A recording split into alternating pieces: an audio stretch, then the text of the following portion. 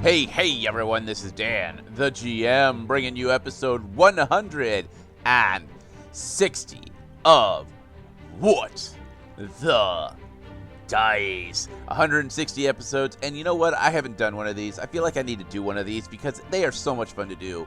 They are a random listener shout out. I want to thank Riley, the BM over at Friend and Foe Adventure Co., for listening to the show. I've been catching up with their show, and they are a great group to listen to. I don't have their promo. I am working on getting their promo, and when I have the promo, they will get a Dan the GM suggests. But that's all I got. I will catch you all later. I'm Dan the GM. This is What the Dice, and you, my friend, are awesome.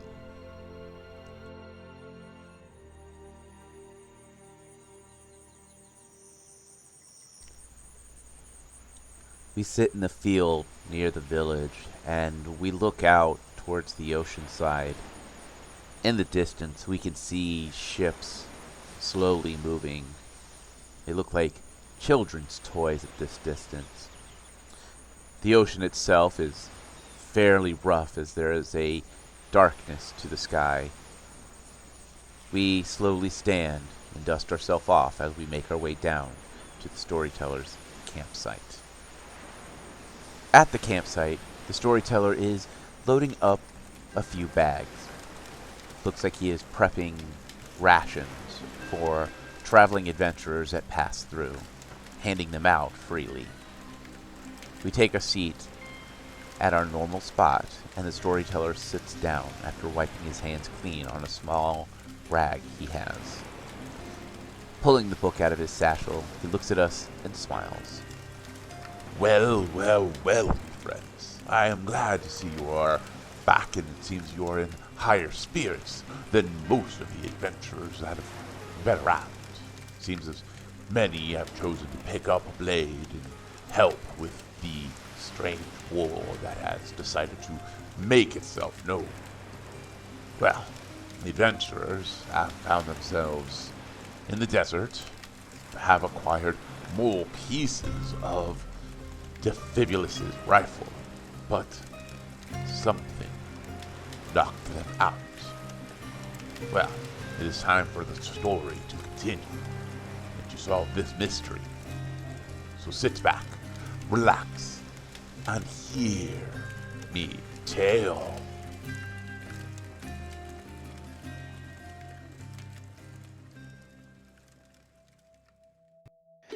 In the last episode, you guys had to deal with a problem that arose. Mostly Defibulus's brother chasing you down in the desert. Eventually, he disappeared, reappeared, and then went kaplow and disappeared again, hopefully permanently. You got a visit from the necromancer who forgot to give you... You got a visit from the lich that gave you the trigger he forgot to give you. And you made your way into this canyon that all who enter never return from because it's not used anymore. It used to be an old trading route that Kalila knew of. As you found another piece of the dragon rifle and you were about to summon Death himself, you all fall asleep or unconscious, whichever you would prefer. We come back and the world around you is different. It is quiet and there's this misty haze that seems to go on forever. The stars about you are set up in pairs and they are different colors. You see reds and greens and purples. You can feel this immense heat as there's a perfect circle of light beaming down at you. What would you like to do?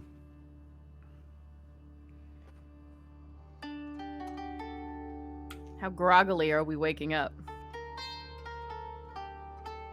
Surprisingly, you do not feel groggy at all. Well rested, in fact? Not well rested, but you don't feel tired. But something doesn't feel right. She'll immediately look up and look for Defibulus, make sure he's around. You see Defibulus, and he is in the clothing that when you first met him, he was wearing. So armorless, but not naked.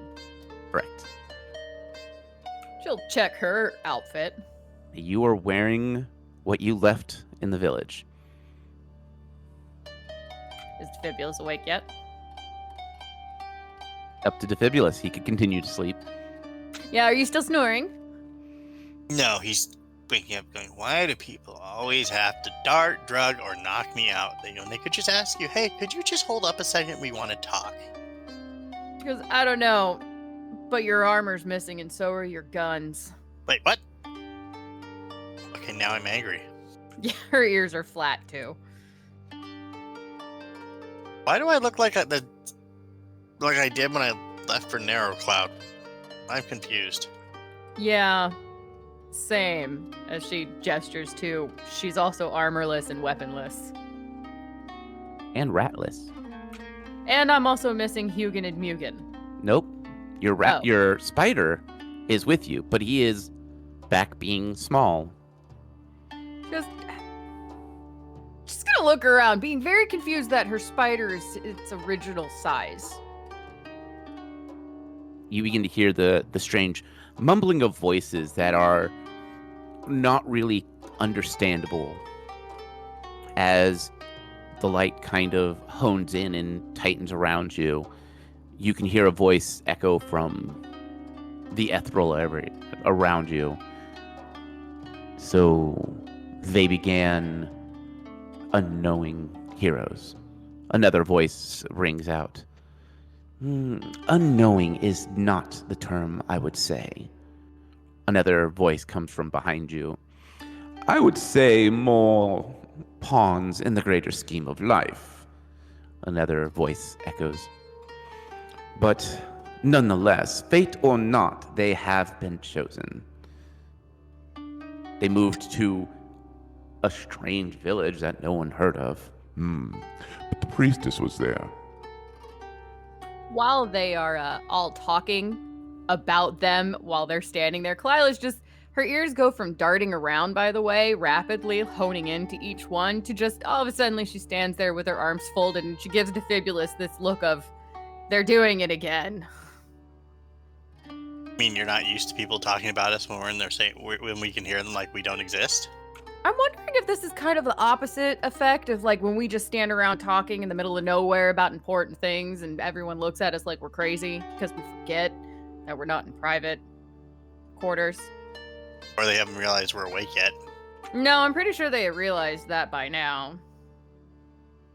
But if it's like, hey, do you know we're awake, right? We can hear you? The conversation stops. Yes, we know you're, well, awake is not the correct term. Oh, great. And- Are we dreaming again? Another voice from behind. Dreaming is not quite what I would call it. You are more in a subconscious area of truths. Another voice rings out. We know who they are. Why do we play this game? I was about to say, that answer sounded like really cryptic. I like the straightforward, please. There's a little bit of conversation back and forth. We can't let them go until we know exactly what they know. Well, we have them here. Let us see. I need a will check from both of you. 12. 25. Delilah, you feel like your head is about to explode. Defibulus, you have that feeling of as if your brain was a book and someone started flipping through it. The world around you quickly changes, and you are in the cursed swamp.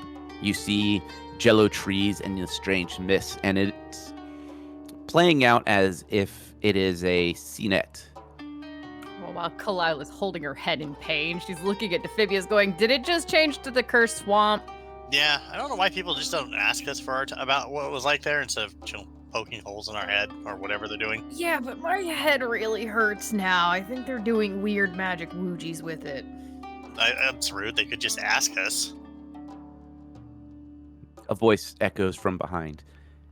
But if we ask, we cannot see, because then you are conscious of it. You all fought in the cursed swamp and dealt with the abomination.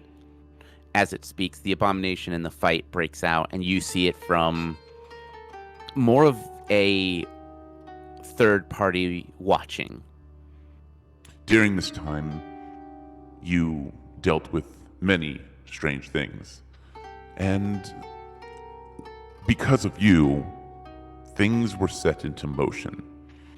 Things kind of fast forward a little bit, and you are in the Cobalt Swamp, where you found the skull. As Clyde is removing it, and you guys are leaving, something you didn't see begins to play out.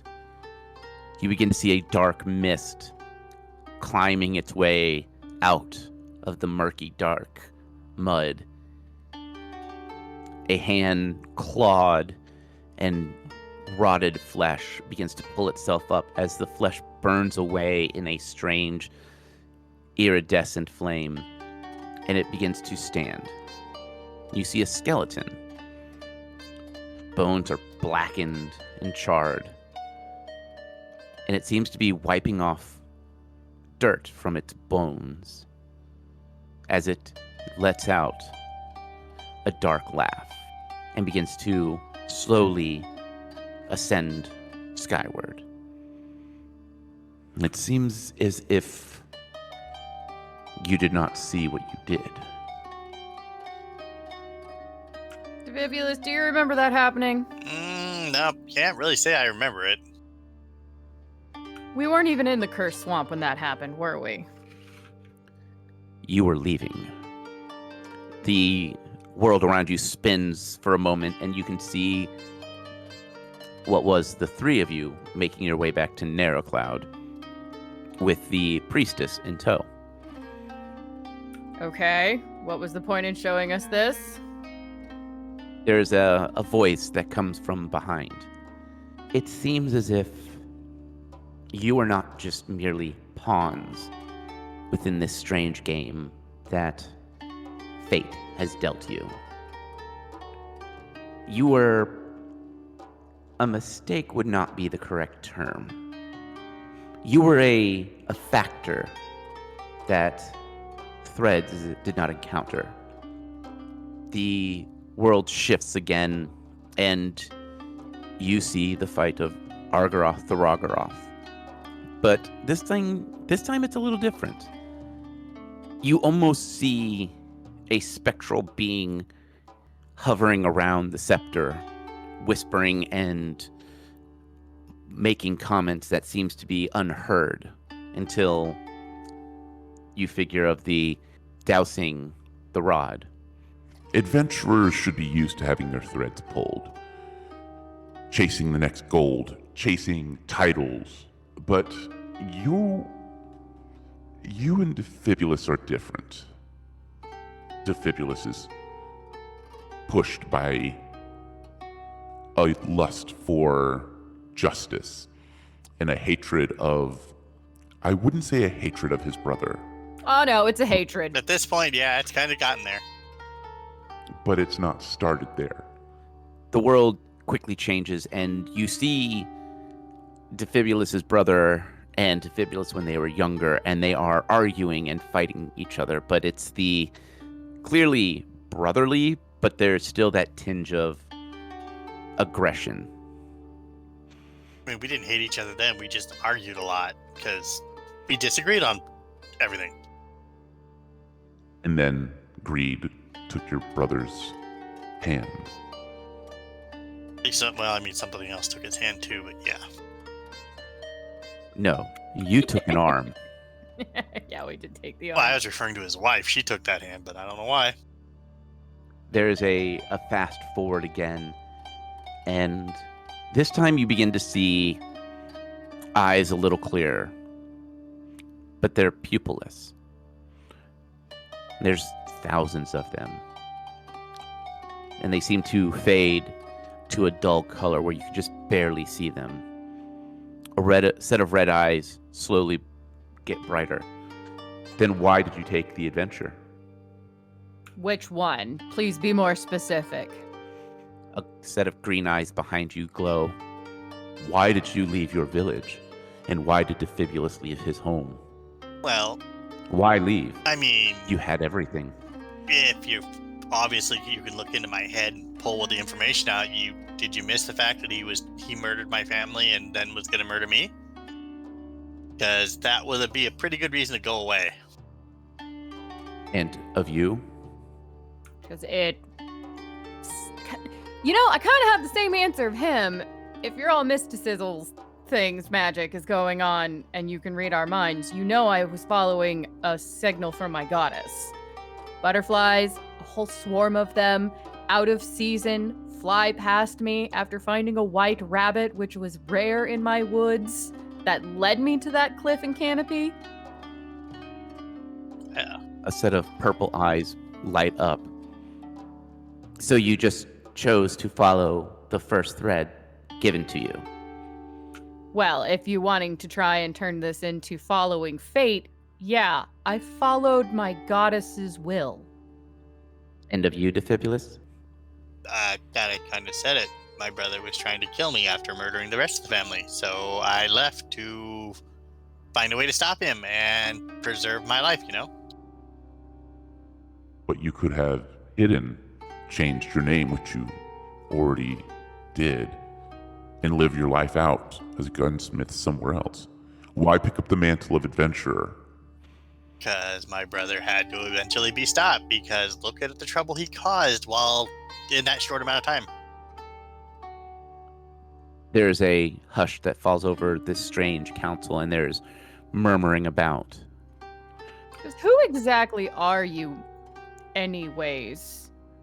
It's kind of awkward to all of a sudden be answering questions to mystical beings that are inside our own mind. It's rather rude. Kind of interrogating. Quite.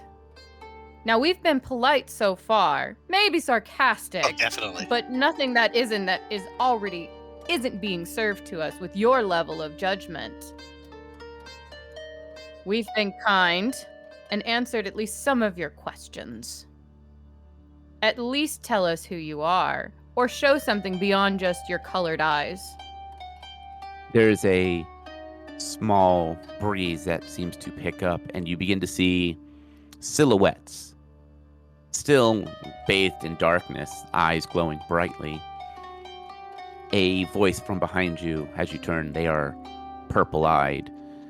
We are keepers of secrets.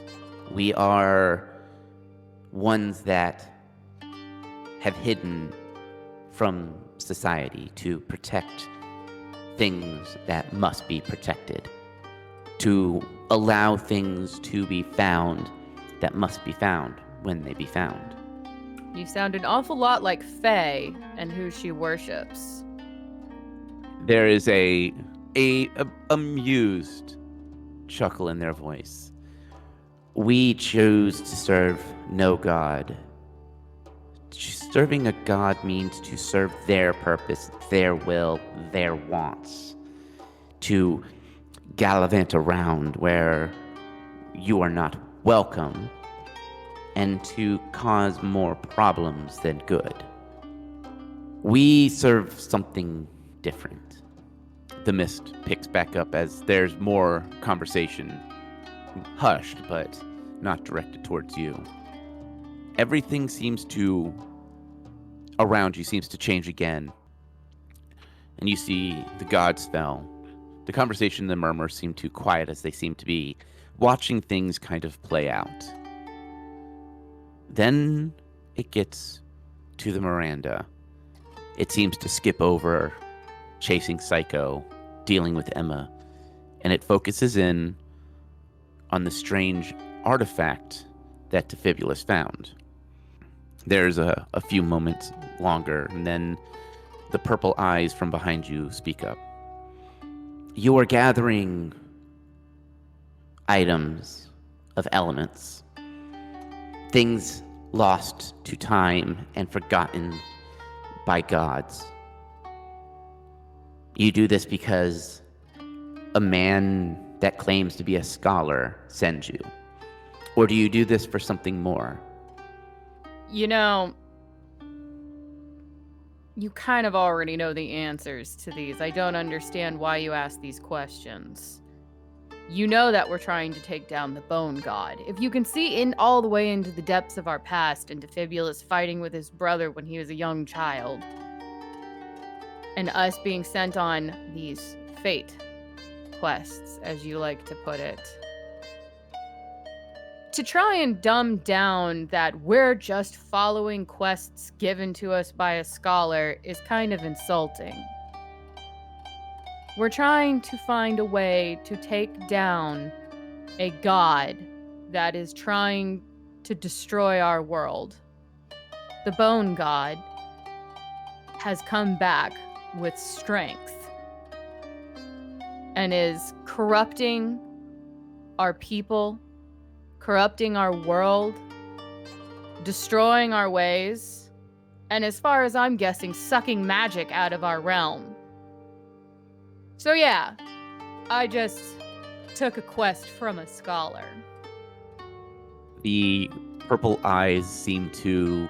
You can almost hear a stifled chuckle from them as they continue to have some kind of murmured conversation.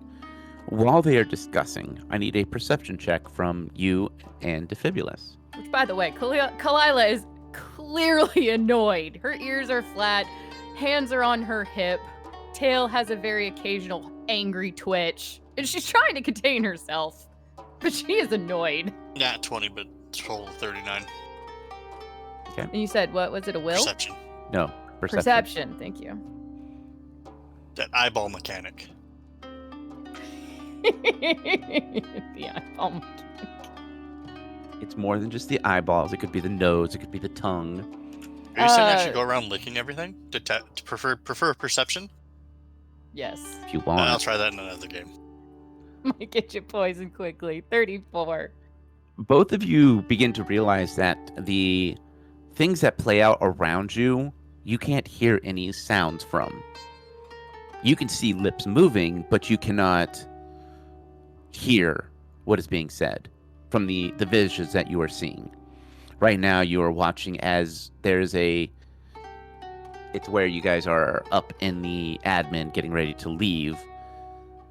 You can see the lips moving, and you were there, so you know what was said, but there is no sound. It's almost like watching a silent movie. Can you not hear what was said as she looks vaguely up into the eyeballs? The purple ones seem to move up and down, nodding yes. The magic we possess allows us to see, but not hear.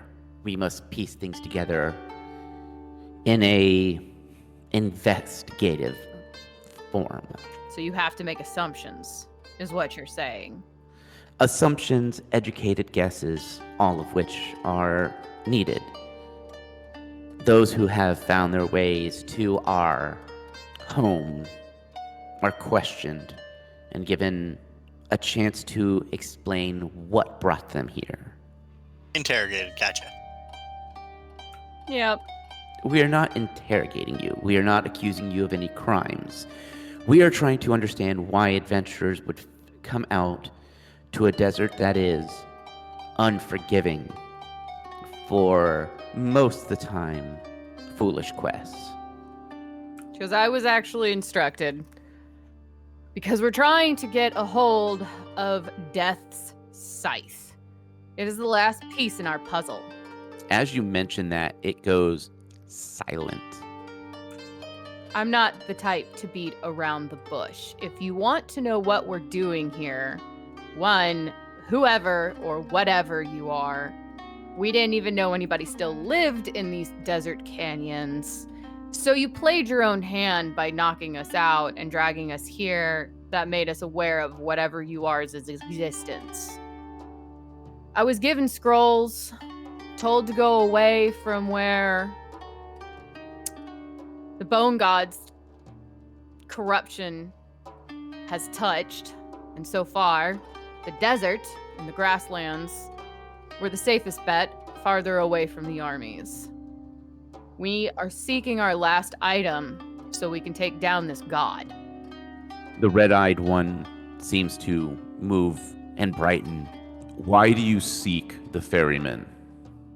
I just told you, we need his scythe. We have all of the other pieces. We have the fire scepter, we have the skull, we have the water crystal and the wind pearl. The last item is Death's Scythe. And my best guess was going to try and summon him and talk to him to see if we can use it. To take back to my rat scholar, to figure out how these pieces combine and what they do to take down this god.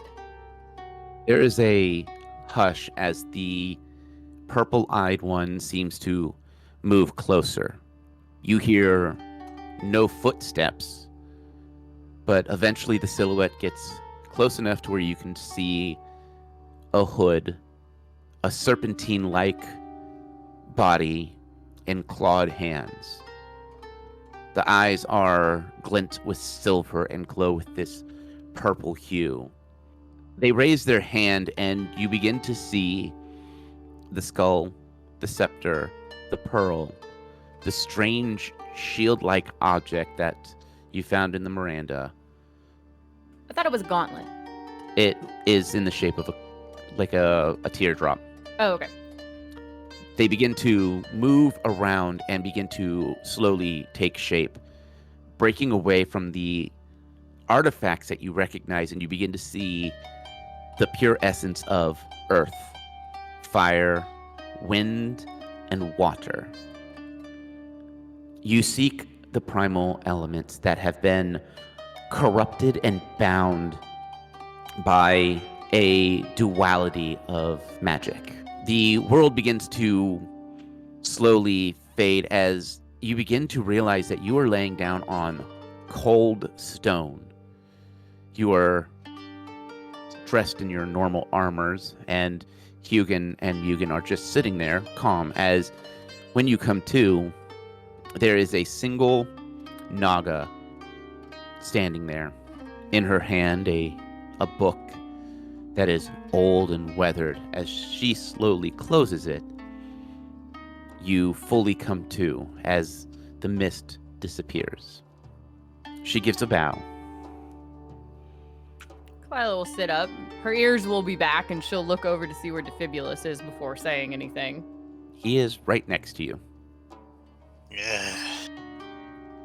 Defibulus kind of blinked at the person with the book, like, the hell? They are a Naga. Their hood has got some silver and some banding in it. You see pieces of metal that seems to be part of them. They move their hand across and the room begins to slowly light up in this warm yellow light from these flameless torches. She gives a bow. I am Nari. I am the head scholar and priestess of the ferryman. Kalila's gonna stare at her for a moment because she's like, is there really a Naga in front of me? But she's also still very angry about what just happened, so she doesn't know whether to be shocked or pissed. Hey, Kalila. What is that? I think it's a Naga. I thought they didn't exist. She nods. She goes, that would be me. And yes, I am a Naga. You know, I don't know why I'm surprised you exist, because everything else that doesn't exist seems to exist. Yeah, I'm kind of stuck between oh my gods and, well, I'm not surprised. She seems to have a smile on her face as she places some food next to you. I do apologize for the way you have met my clan. But we casted bones and we were given a message to watch the Viper's Pit and to acquire the ones that reached into it. Which Kalila's eyes will go wide and her ears will suddenly perk up like, oh yeah, I found one of Defibulus's gun pieces in a snake pit. Yep, which I'm really appreciative. Thanks for doing that. Yeah, you just happened to pass out right afterwards. Yeah, kinda did. So, the ferryman, death. We're talking about the same thing, right? The one who takes the souls to the river. The Grim Reaper, the guy with the scythe, carries the souls of the dead to wherever they're going. Yes, if you want to use that terminology, that is the one we worship and serve. So, the ferryman himself told you to watch that. How long ago did he tell you to do that? She flips through the book and gives a smile, and she goes, 18 years to the date. Okay then.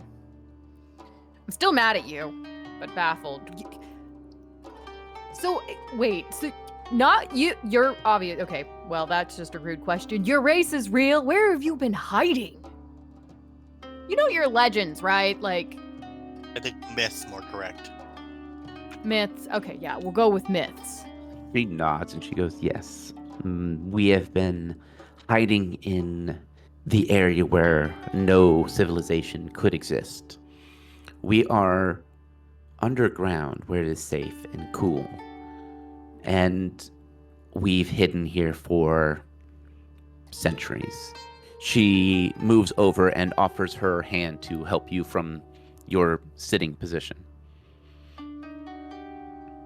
She'll at least politely take the hand and stand up, and then just kind of do that one of those takes where you rub the bridge of your nose. She's a cat, right? So pinching between the eyes and going, okay, moving past the fact that all of a sudden Nagas are real and they've been telling you watch out for us since like we were born. All right,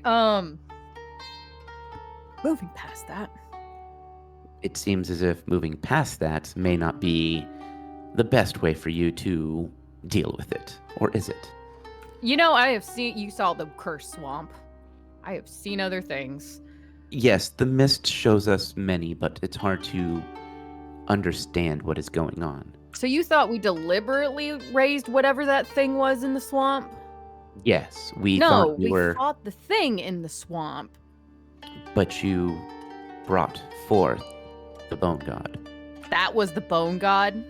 The skull that you removed was the catalyst, something that the gods had put in place to keep the bone god weak.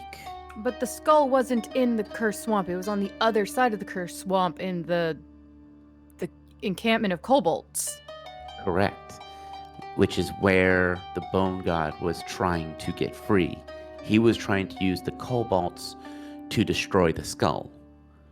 We assumed that because of the timing of your arrival and his escape from his earthened prison, that he had found a way to manipulate heroes. But we didn't destroy the skull. But you walked away with it, which... We took it back to the rat scholar, yes. Yes, but if you remove the cage lock, the cage is freely opened. So something looking at Obsidius going, do you think that thing that we fought was keeping the bone god in its whatever? You mean the thing that was corrupting the kobolds and turning them undead into nasty little bitey people? I think that was the black goose stuff. I'm talking about the thing that was carving the runes that we fought and killed with Clyde in the cursed swamp. Well, we tried reasoning with him and he just kind of didn't seem to like that either. Right, but then there was that garden keeper that was locked in the cage. Do you think the bone god was locked in essence of that cursed swamp? And when we cleansed it, it was us removing him? Freeing him, removing him from his cage? Well, it's entirely possible, but then again, the cursed swamp's effects were bleeding into the rest of the realm or world around it, so kind of sounds like we were damned if we didn't, damned if we do. Okay, that makes me feel at least a little bit better. The creature you fought was the thing that the bone god was using to manipulate the kobolds. The problem with manipulating kobolds is They are not as intelligent as what one would need. So they began to worship the bone skull that is the essence of Earth. The creature could not enter the bone god's area because he is pure magic, and the bone god survives on magic.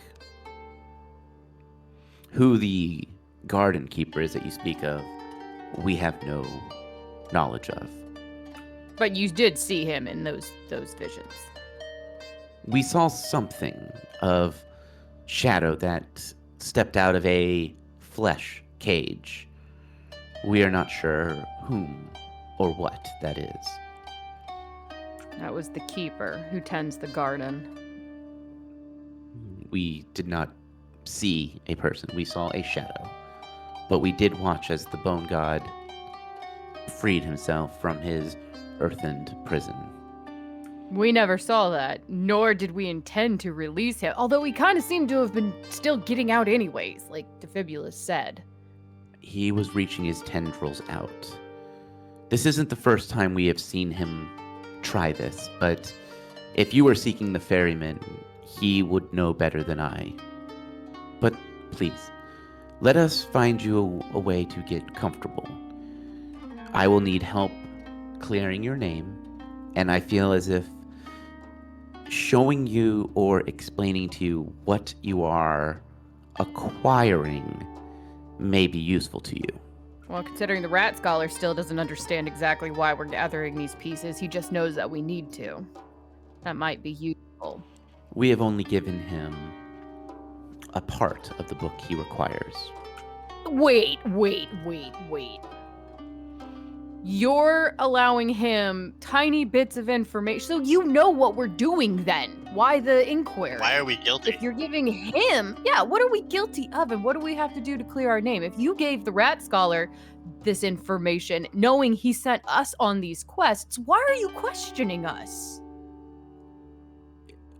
The council still believes you are part of the problem. But we are not going to punish you. We are going to help you in what is going on. Defibulus just kind of gets a very flat look on his face, like, What he said. Nari seems to stare at you for a moment and smiles, pointing down to your rat and your spider. They are not as intelligent as you or I. They learn by training. If they do something wrong, you correct it so that it doesn't happen again. This is the first time correction has been able to happen. What do you mean the first time? I don't entirely understand, but the ferryman has said that we need to ensure that what you do is correct this time. That was all he had given to us. have we done this before? She gives a light shrug. How were you planning on summoning the ferryman? I had a bunch of scrolls given to me by a cleric. May I see them? Pull them out of the bag of holding with a suspicious eye, but hand them over. She opens them, looks over them, and she hands you the first one. This is to summon a bone demon. She flips through the next one. This is to summon a flesh golem. Goes through the next one. This one is to summon a reaper, but not the ferryman. And this one is to summon a bone dragon. But none of them would summon the ferryman, at least to be helpful. They would summon him to do his job. Though you seem strong, I doubt you would be able to deal with something of this caliber. She goes, well, I don't think they gave that to me in Miss Faith, but they were taking a wild gamble as to how to get a hold of death. Yes. May I see the artifacts that you have with you, if any? Not yet. You haven't earned my trust for that yet. Nari nods. Then you are wiser than you seem. Now, have you had a chance to have a good rest, or I do know that sometimes the items we use do tire some out. No, I'm fine. She nods at you as well. Then let me show you the city that you'll be staying in until we can sort everything out. She'll follow her, but at a little bit of a distance, staying close to Defibulous. She does not trust them yet. As she turns, she moves her hand, and the lights begin to dim, and the door swings open. This area is a strange mix of metals and stonework, and the stonework is smooth and cool to the touch. You see other Nagas living their life. You see some that are shopping for foods. Others are having conversations of different topics. You hear and see others are practicing magic of turning on and off strange torchless torches. This area is a gift from the ferryman. We have been given strange magic for this area. Our magic doesn't seem to work anywhere else, but let me show you my home. She turns and you find this massive library with strange floating skulls that are possessed with two hands that are moving books around and sorting. She walks to a small sitting area where she moves up onto a fainting couch and waves her hand, and the fireplace ignites. Please, have a seat. This city is a safe haven for adventurers who have lost their way in the desert, though many would never remember when they leave. And why is that? Protection. We have been told not to do that to you by the ferryman. Sounds like you communicate a lot with him, and it was going to be pretty easy to get a hold of him. She shrugs lightly as she sets down a piece of darkened leather, and in her hand you see bones that are scratched. This is the only way we know to communicate with him, but it is very similar to praying to a regular god. Sometimes you get answers, sometimes you do not. The bones work just as much as anything like a scrying mirror. Whether something answers or not, trust me, I understand that. But you're also talking to somebody who has directly talked to a goddess. And a god. If you want to call him that. Yeah, and an unknown mysterious voice that likes to talk to you. Yeah, he kind of pops in randomly, I've noticed. She sets the bones down on the leather. Most of the messages that we have gotten from the ferryman are 18 years old. So we are going off of dated information. So he hasn't answered you in 18 years. He hasn't answered us on this in 18 years. Isn't that a little weird? No, it is not uncommon for the ferryman to not let us have more information that is needed. That's typical god work. I just know that I am one of the few that are truly devout. I have spent my entire life doing all for the ferryman. I chose to move into the library. I chose to learn the runes, the bones. Some of the ones on the councils do not trust adventurers, for you are an unknown, a wild card. Not you, but adventurers. She places the book that was in her hand on the little table next to her. I will not stop you from leaving, but I want to help in any way I can. Well, this is where I'm confused. You said we need to convince the council that we're not guilty of something? But yet you're saying we can leave. But then you mentioned most people who leave don't remember, but you won't be doing that to us. I will not. Nothing says that the council will not view that as a threat of you trying to forcefully leave. So even though we have freedom to walk around the city, until we talk to this council, we're essentially under house arrest. More of city arrest. The people here are friendly enough. They are not as xenophobic as others. Just the xenophobic doesn't bother me. And I don't judge a populace based off of the council. I will judge your council. There are some things I would like you to do to help me convince the council. There are a few councilmen that have more power than I that are more on the side of it is your fault that the bone god has arisen.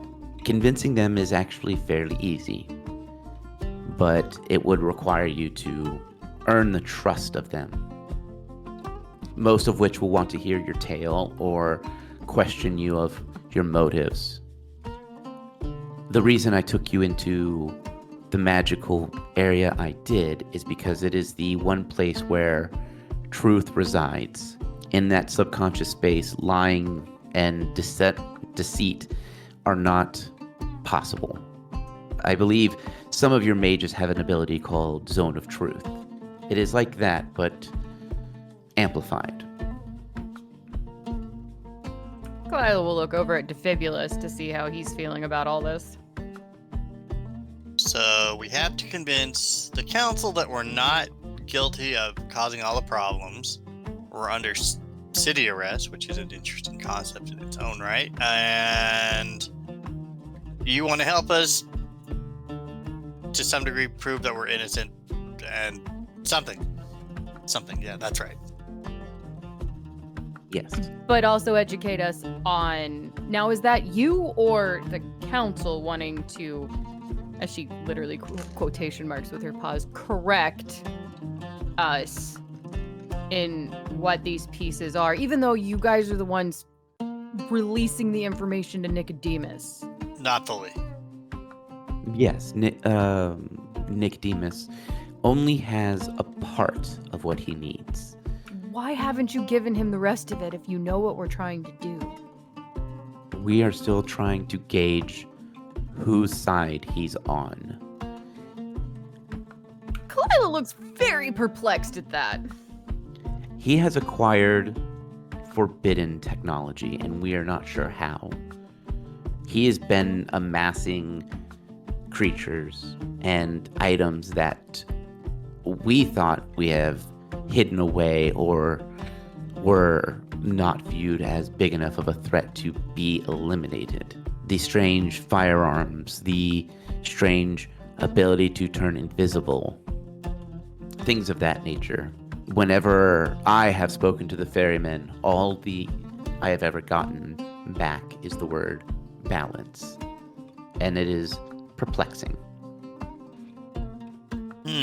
So you guys gave him the partial stuff he needs to fight the bone god. You're looking for balance, and you're perplexed on how he has some of the stuff he has and what he's going to do with it then. Yes, it seems that is everything in a nutshell, as you tend to say. Okay.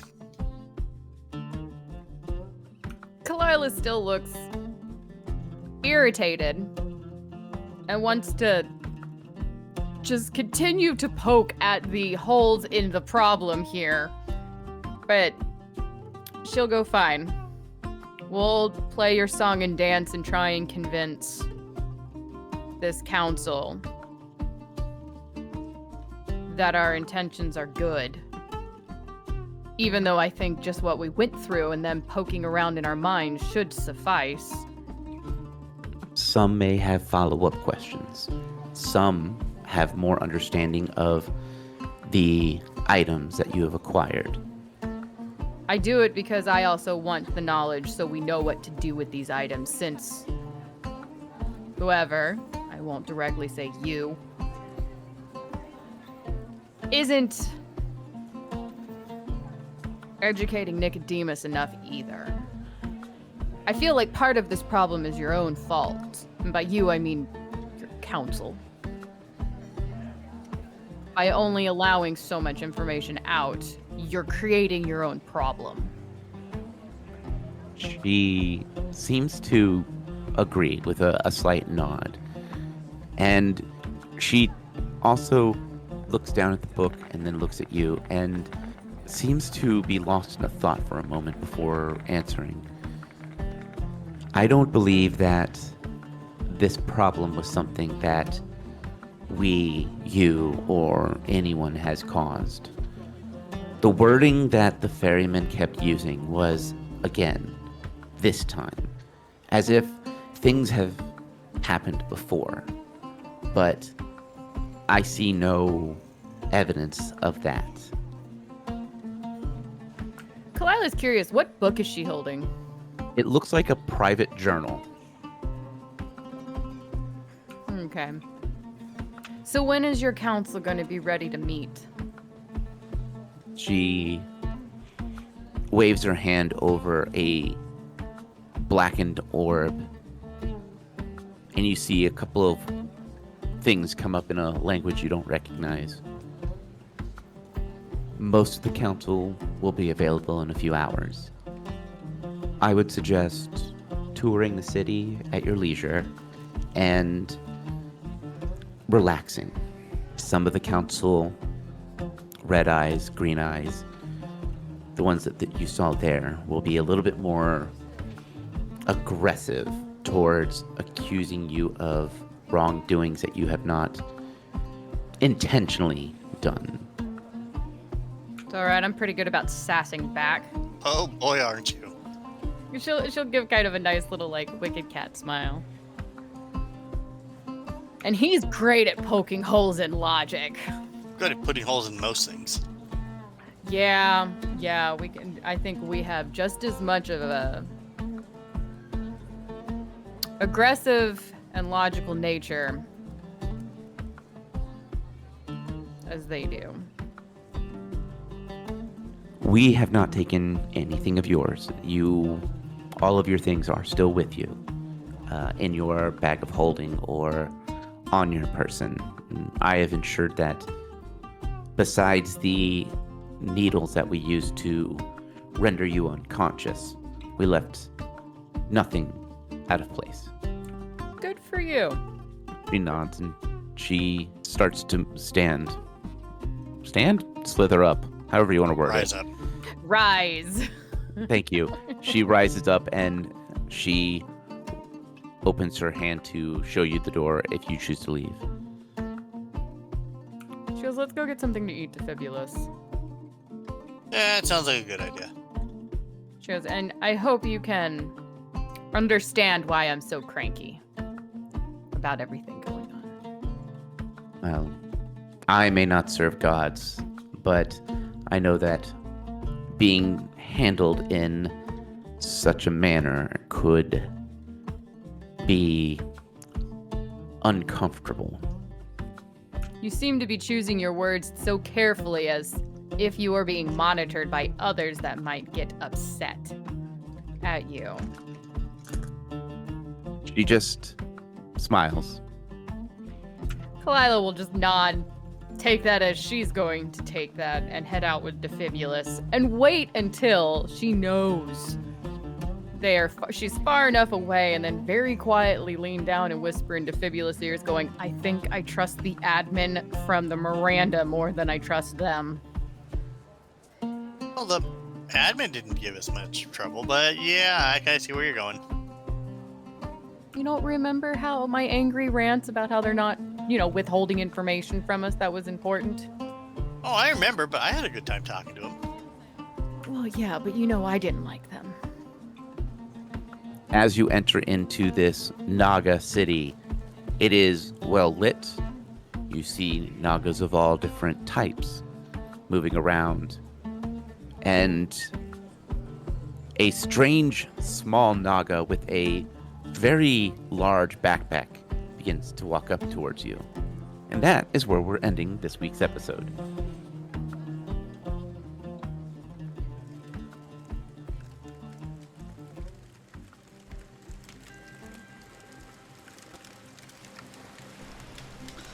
Well, me friends, it seems as if the adventurers have made it to the fabled Naga City. After a long sense of questioning, it seems as if the adventurers must now prove their worth and the honesty that they have. It seems as if they have one small ally in this Naga named Nari. Well, now they are free to roam the city and to figure out how they plan on convincing the rest of the council their intent on destroying the Bone God. But it seems as if there's more information that the Nagas know that is not being told. More questions than answers, and more time must be spent. As always, me friends, may the dice gods bless your every roll.